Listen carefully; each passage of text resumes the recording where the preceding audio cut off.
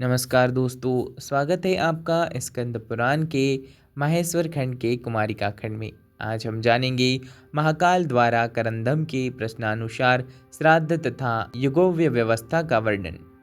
तो चलिए वीडियो को शुरू करते हैं। नारद जी कहते हैं, अर्जुन, तदनंतर महाकाल का चरित्र सुनकर राजा करंदम वहां आए। उन्होंने महिसागर संगम के जल में स्नान तथा महाकाल का दर्शन करके अपने जीवन को सफल माना।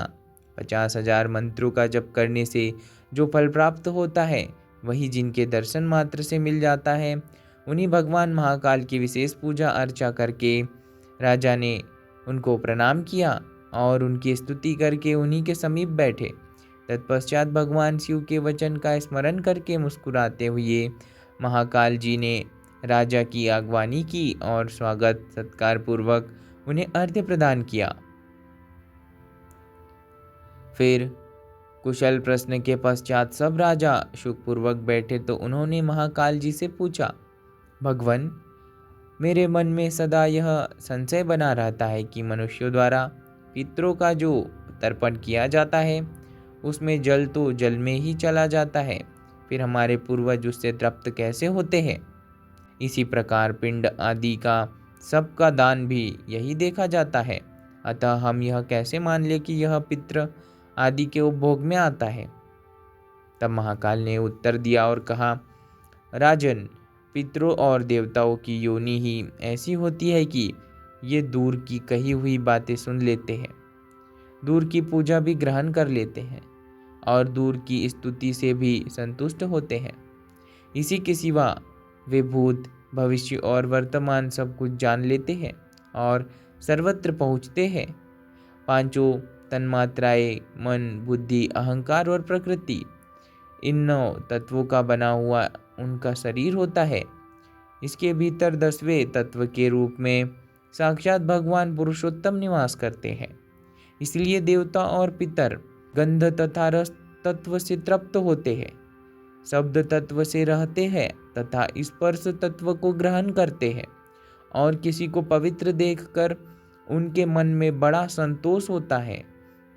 जैसे पशुओं का भोजन तृण और मनुष्यों का भोजन अन्न कहलाता है, वैसे ही देव योनियों का भोजन अन्न का सार तत्व है। संपूर्ण देवताओं की शक्तियाँ अचिंत्य एवं ज्ञान गम्य हैं, अतः वे अन्न और जल का सार तत्व ही ग्रहण करते हैं। शेष जो स्थूल वस्तु है, वह यही स्थिति देखी जाती है। करंदम ने पूछा, श्राद्ध का अन्न तो पितरों को दिया जाता है, परंतु वे अपने कर्म के अधीन होते हैं। यदि वे स्वर्ग अथवा नरक में हो तो श्राद्ध का उपभोग कैसे कर सकते हैं? और वैसी दशा में वे वरदान देने में भी कैसे समर्थ हो सकते हैं?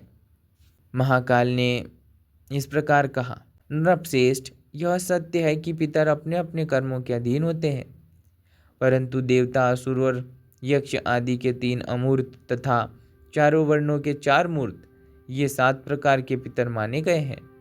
ये नित्य पितर है, ये कर्मों के अधीन नहीं, वे सबको सब कुछ देने में समर्थ है। वे 7 पितर भी सब वरदान आदि देते हैं। उनके अधीन अत्यंत प्रबल 31 गण होते हैं। राजन, इस लोक में किया हुआ श्राद्ध उन्हीं मानव पितरों को तृप्त करता है। वे तृप्त होकर श्राद्धकर्ता के पूर्वजों को जहाँ कहीं भी उनकी स्थिति हो जाकर तृप्त करते हैं। इस प्रकार अपने पितरों के पास श्राद्ध में दी हुई वस्तु पहुँचती है और वे श्राद्ध ग्रहण करने वाले नित्य पितर ही श्राद्धकर्ताओं को श्रेष्ठ वरदान देते हैं। राजा ने पूछा, विप्रवर, जैसे भूत आदि को उन्हीं के नाम से इदम भूतादिभ्य कहकर कोई वस्तु दी जाती है, उसी प्रकार देवता आदि को संक्षेप से क्यों नहीं दिया जाता? मंत्र आदि के प्रयोग द्वारा विस्तार क्यों किया जाता है?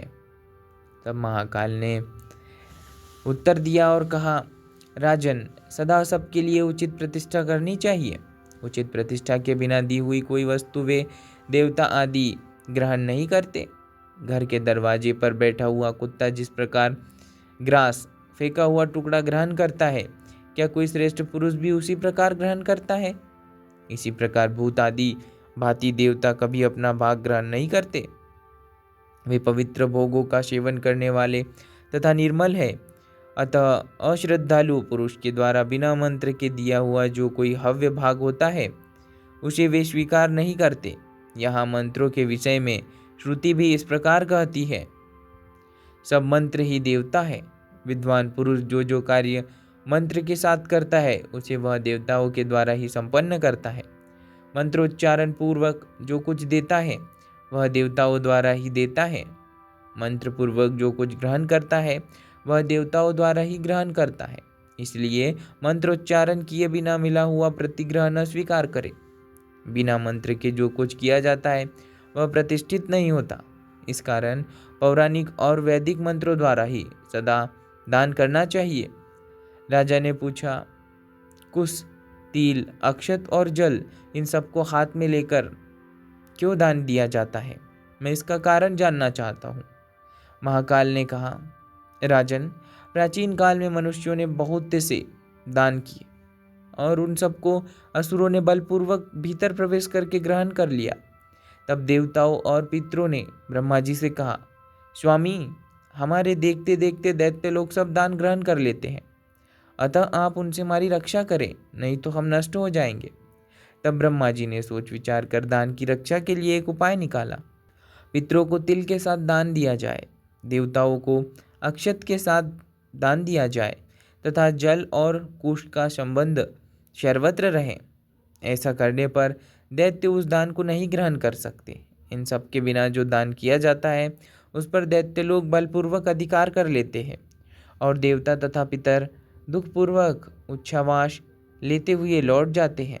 वैसे दान से दाता को कोई फल नहीं मिलता। इसलिए सभी युगों में इसी प्रकार तिल, अक्षत, कुश और जल के साथ दान दिया जाता है। राजा करंदम बोले, ब्राह्मण, मैं चारों युगों की व्यवस्था को यथार्थ रूप से सुनना चाहता हूँ। महाकाल ने कहा, राजन, कृतयुग को तुम आदि युग समझो। उसके बाद त्रेता युग की स्थिति मानी गई है। फिर द्वापर और कलयुग है। यही संक्षेप से चारों युगों का परिचय है। कृतयुग सत्वगुण प्रधान है, त्रेता रजोगुणमय है और द्वापर में रजोगुण और तमोगुण दोनों की प्रधानता है तथा कलयुग को साक्षात तमोगुण स्वरूप जानना चाहिए। अब चारों युगों में जो युग प्रधान आचार है उसका वर्णन करता हूँ।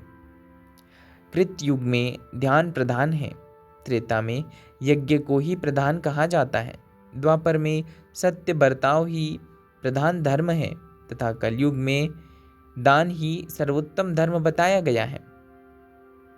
कृतयुग में मानसी सृष्टि होती है।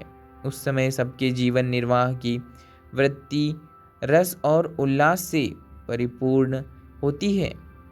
समस्त प्रजा तेजस्विनी होती है। सब प्राणी सदा तृप्त रहते हैं।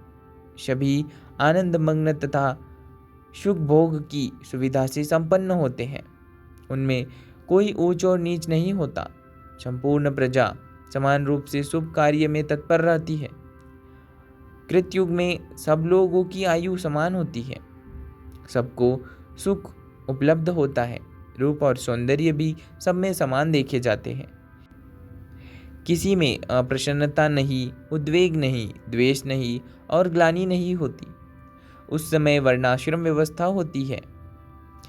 वर्ण संस्कार का नाम नहीं होता। कुछ लोग पर्वतों पर और उसके आसपास तथा कुछ लोग समुद्र के तट पर निवास करते हैं। सब पर दया करना उस समय की प्रजा को विशेष प्रिय जान पड़ता है। सब मनुष्य एकमत होकर सदा भगवान सदाशिव का ध्यान करते हैं।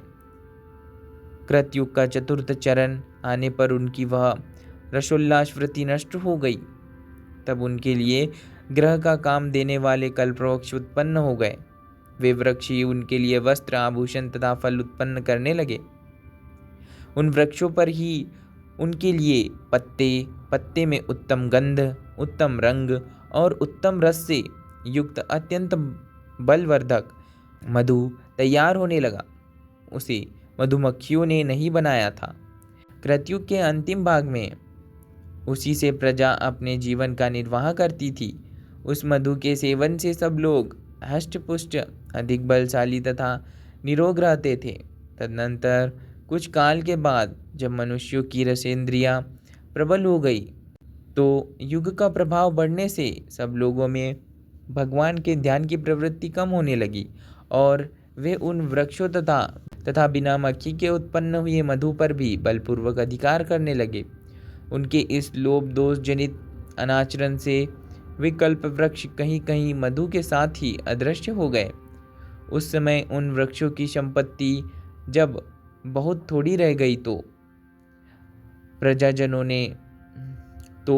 प्रजाजनों में द्वंद्व प्रकट हो गए। तब उन्होंने अपने को आच्छादित करने के लिए घर बनाए। उस समय त्रेता युग के प्रारंभ में उनके लिए पुनः दूसरी सिद्धि प्रकट हुई। वर्षा होने से जल और पृथ्वी का संयोग हुआ और उससे बिना जोते बोए गांव में होने वाले तथा जंगलों में होने वाले 14 प्रकार के अन्न उत्पन्न हुए। तदनंतर ऋतुओं के अनुकूल फूल और फल से भरे हुए वृक्षों और लताओं का प्रादुर्भाव हुआ। इसी तरह अनेक प्रकार के धान्य पुष्प और फलों से प्रजा का जीवन निर्वाह होने लगा। तत्पश्चात काल के प्रभाव से पुनः उनमें राग और लोभ का संचार हुआ। फिर तो सब लोग अपनी अपनी शक्ति के अनुसार हठपूर्वक बड़ी शीघ्रता के साथ नदियों, पर्वतों, क्षेत्रों, लताओं और धान्यों को भी अपने अधिकार में करने लगे। इस धर्म विपरीत आचरण से 14 प्रकार के धान्य नष्ट हो गए। सभी औषधियाँ धरती में प्रवेश कर गई। इससे प्रजा को बड़ी पीड़ा होने लगी। यह देख वेन कुमार राजा पृथु ने सब प्राणियों के हित के लिए पृथ्वी का दोहन किया। तब से सब प्रजा वार्ता नामक वृत्ति के द्वारा हल और फाल से जोत बोकर उत्पन्न किए हुए अन्न से जीवन निर्वाह करने लगी। उस समय क्षत्रिय लोग समस्त प्रजा का पालन करते थे। वर्णाश्रम धर्म की प्रतिष्ठा थी। त्रेता में शब और यज्ञ की ही चर्चा होने लगी थी। अज्ञानी मनुष्य भगवान सदाशिव के ध्यानमय मोक्ष मार्ग को छोड़कर रागवश वेदों की यज्ञ संबंधिनी पुष्पित वाणी का आश्रय ले यज्ञ द्वारा स्वर्ग प्राप्ति के साधन में संलग्न हो गए। तदनंतर द्वापर आने पर मनुष्यों में बुद्धि भेद उत्पन्न होता है। मन, वाणी और क्रिया द्वारा बड़ी कठिनाई से जीविका चलने लगती है। सब में लोभ और अधैर्य बढ़ जाता है। भगवान शंकर का आश्रय छोड़ देने से सब में धर्म शंकरता आ जाती है तथा वर्ण और आश्रम धर्म की मर्यादा टूटने लगती है। द्वापर में ऐसी अवस्था आने पर भगवान वेद व्यास प्रकट होते हैं और वे द्वापर के अंतिम भाग में एक ही वेद के 4 विभाग करते हैं। द्विजों के हित के लिए व्यास जी के द्वारा एक ही वेद 4 चरणों में प्रकट किया जाता है। इन्हीं वेदों के अर्थ का विस्तार होने से इतिहास और पुराणों के अनेक भेद हैं। ब्रह्मा पुराण, पद्म पुराण, विष्णु पुराण, शिव पुराण, भागवत पुराण, नारदीय पुराण, 7वां मार्कंडेय पुराण, 8वां अग्नि पुराण, 9वां भविष्य पुराण, 10वां ब्रह्म वैवर्त पुराण, 11वां लिंग पुराण, 12वां वराह पुराण, 13वां स्कंद पुराण, 14वां वामन पुराण, 15वां कूर्म पुराण, 16वां मत्स्य पुराण, तत्पश्चात गरुड़ पुराण और ब्रह्म पुराण, ये 18 पुराण हैं। अब इस वराह कल्प में होने वाले व्यासों के नाम सुनो। ऋतु, सत्य, भार्गव, अंगिरा, चविता, मृत्यु, सतक्रतु, बुद्धिमान, वशिष्ठ, सारस्वत, त्रिधामा, वेदज्ञ, मुनिवर, त्रिवत, शततेजा, स्वयं भगवान नारायण, करक, आरुणि, कृतंजय, भरद्वाज, कविश्रेष्ठ, गौतम मुनिवर, वाजश्रवा, सुषमायन मुनि, तृणाविंदु, ऋक्ष, शक्ति, पराशर, जातुकर्ण्य, विष्णुरूप, साक्षात द्वैपायन मुनि तथा अश्वत्थामा, ये भूत और भविष्य व्यास सूचित किए गए। द्वापर में लोक कल्याण के लिए धर्म शास्त्र के भी अनेक भेद होते हैं। मनु, अत्रि, विष्णु, हारित, याज्ञवल्क्य, उष्णा, अंगिरा, यम, आपस्तंभ, संवर्त, कात्यायन, बृहस्पति, पराशर, व्यास, शंख, लिखित, दक्ष, गौतम, शातातप तथा वशिष्ठ ये धर्मशास्त्र के प्रवर्तक ऋषि हैं। तत्पश्चात द्वापर की संध्या में और कलयुग के प्रारंभ काल में जब शैव योग नष्ट होने लगता है, तब योग से आनंदित होने वाले मुनि प्रकट होते हैं।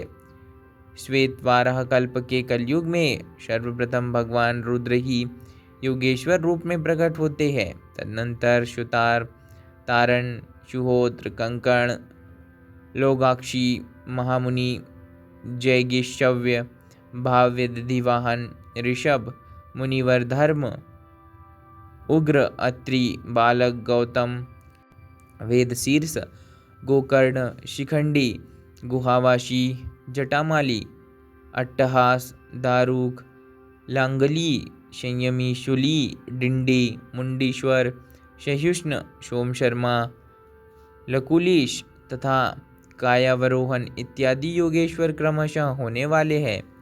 ये कलयुग में संक्षेप से शैव धर्म का उपदेश करेंगे। राजन, इस प्रकार कलयुग में शास्त्रों का संक्षेप बताया जाता है। अब कलयुग की प्रवृत्ति सुनो, जो हर्ष और उद्योग में डालने वाली है। कलयुग में तमोगुण से व्याकुल इंद्रियों वाले मनुष्य माया, छल कपट आदि, असूया, दोष दृष्टि तथा तपस्वी महात्माओं की हत्या भी करते हैं। कली में मन और इंद्रियों को मत डालने वाला राग प्रकट होता है। सदा भूखमरी का भय सताता रहता है। भयंकर अनावृष्टि का भय भी प्राप्त होता है। सब देशों में नाना प्रकार के उलटफेर होते रहते हैं। सदा अधर्म सेवन करने के कारण मनुष्यों के लिए वेद का प्रमाण मान्य नहीं रह जाता। प्रायः लोग अधार्मिक, अनाचारी, अत्यंत क्रोधी और तेजहीन होते हैं। लोभ के वशीभूत होकर झूठ बोलते हैं। उनमें अधिकांश नारियों का सा स्वभाव आ जाता है। उनकी संतान दुष्ट होती है। ब्राह्मणों के दूषित यज्ञ याग, दोषयुक्त स्वाध्याय, दूषित आचरण तथा असत शास्त्रों के सेवन रूप कर्म दोष से समस्त प्रजा का विनाश होता है। क्षत्रिय और ब्राह्मण नाश को प्राप्त होते हैं और वैश्य तथा शूद्रों की वृद्धि होती है। शूद्र लोग ब्राह्मणों के साथ एक आसन पर सोते, बैठते और भोजन भी करते हैं। शूद्र ब्राह्मणों के आचार को अपनाते हैं और ब्राह्मण शूद्रों के समान आचरण करते हैं। चोर राजाओं की वृत्ति में स्थित होते हैं और राजा लोग चोरों के समान बर्ताव करते हैं। पतिव्रता स्त्रियां कम होने लगती है और कुलटाओं की संख्या बढ़ती है। कलयुग में भूमि प्रायः थोड़ा फल देने वाली होती है, कहीं कहीं वह अधिक उपजाऊ होती है। राजा लोग निडर होकर पाप करते हैं। वे रक्षक नहीं वरम प्रजा की संपत्ति हड़प लेने वाले होते हैं।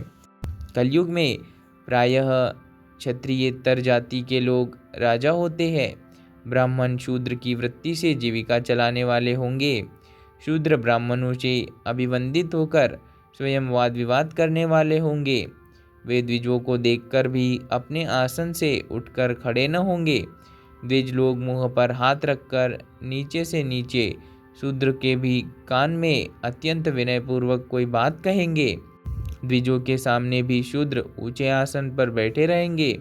यह बात जानकर भी राजा उन्हें दंड नहीं देगा। देखो काल का कैसा प्रभाव है। अल्प विद्या और अल्प भाग्य वाले ब्राह्मण सुंदर सुंदर फलों तथा अन्य प्रकार के अलंकारों से शूद्रों की अर्चना करेंगे। कलयुग के ब्राह्मण पाखंडियों के न लेने योग्य दूषित दान को भी ग्रहण करेंगे और उसके कारण दुस्तर रौरव नरक में पड़ेंगे। करोड़ों द्विज कलिकाल में तप और यज्ञ का फल बेचने वाले तथा अन्यायी होते हैं। मनुष्यों के संतानों में पुत्र थोड़े और कन्याएं अधिक होती हैं। कलयुग में मनुष्य वेद वाक्यों तथा वेदार्थों की निंदा करते हैं। शूद्रों ने जिसे स्वयं रच लिया हो वही शास्त्र एवं प्रमाण माना जाएगा। हिंसक जीव प्रबल होंगे और गोवंश का क्षय होगा। दान आदि कोई भी धर्म अपने शुद्ध रूप में नहीं पालित होगा। साधु पुरुषों का अनेक प्रकार से विनाश होगा। राजलोक प्रजा के रक्षक न होंगे। कलयुग का अंतिम भाग उपस्थित होने पर प्रत्येक जनपद के लोग अन्न का व्यापार करेंगे। ब्राह्मण वेद बेचने वाले होंगे। स्त्रियां व्यभिचार से अर्थोपार्जन करेगी। घरों में स्त्रियों की प्रधानता होंगी। वे अपवित्र कपड़े पहनने वाली तथा कर्कशा होंगी। बहुत अधिक भोजन में लिप्त होकर कृत्या चुड़ैलों की भांति प्रतीत होंगी। कलयुग में प्रायः सब लोग वाणिज्य वृत्ति करने वाले होंगे।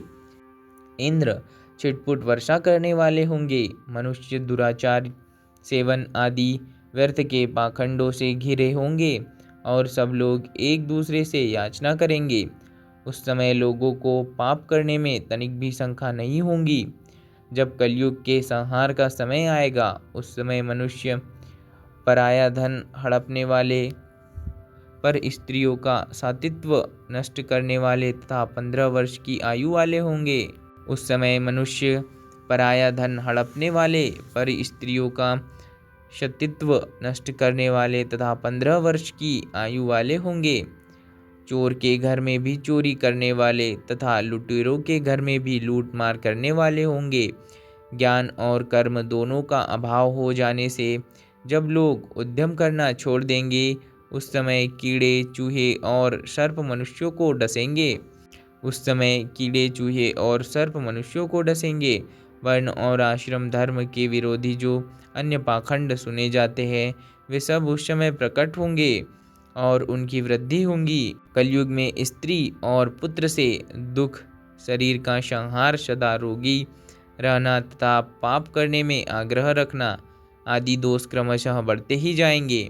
राजन, यद्यपि कलयुग समस्त दोषों का भंडार है, तथापि उसमें एक महान गुण भी है, उसे सुनो।